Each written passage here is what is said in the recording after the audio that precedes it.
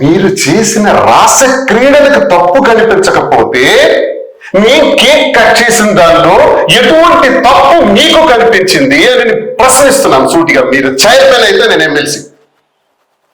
Chairman హోదాలో మీరు సమాధానం చెప్పారు, ఎమ్మెల్సీ హోదాలో నేను మీకు అడుగుతున్నాను, నా తప్పేంటి?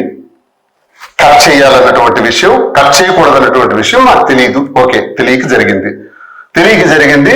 ఆ స్వామివారికి మేము తెలియక ఇలాంటి నిబంధన ఒకవేళ ఉంటుంటే తెలియక జరిగిందని స్వామివారిని మేము వేడుకుంటాం ఒక భక్తుడిగా.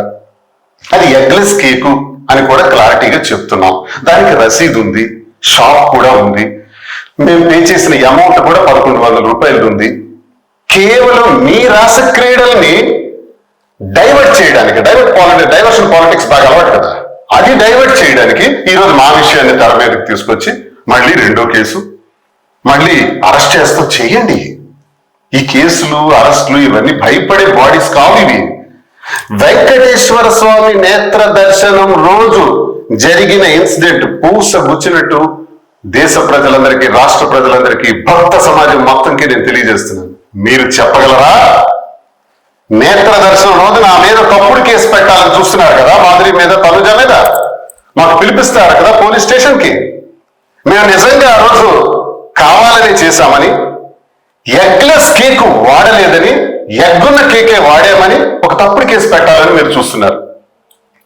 ఏదో ఒక ఇరికించి ఇప్పుడు సబ్జెక్ట్ అంతా, రాష్ట్రం అంతా ఇది డైవర్ట్ చేయాలి. మీ రహస్యాలు, మీ రాసక్రీడలన్నీ కూడా ఆపాలి. మరి మేము కేక్ కట్ చేసింది దేవాలయ ప్రాకారాలు కానీ, ఆ తిరుపతి వాతావరణం కానీ మేమేమైనా చూపించామా? లేదే. ఒక రూమ్ లో, ఒక వైట్ వాల్ బ్యాక్గ్రౌండ్ లో ఒక కేక్ కట్ చేసాం.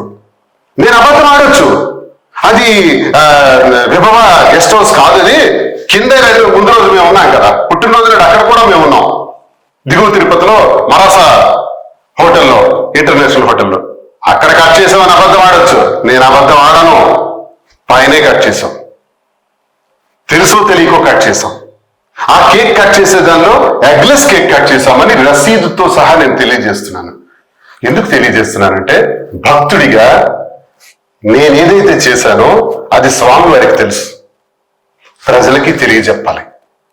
మీరు మా మీద కేసు పెట్టాలనుకున్నప్పుడు తప్పుడు కేసు పెడితే అదే రోజుకు సంబంధించి స్వామివారి నేత్రాలు మొత్తం విశ్వాన్ని చూస్తున్నాయి. ఆ రోజు ఒళ్ళు దగ్గర పెట్టుకొని తప్పుడు పనులు ఇప్పటికే చేస్తున్నారు.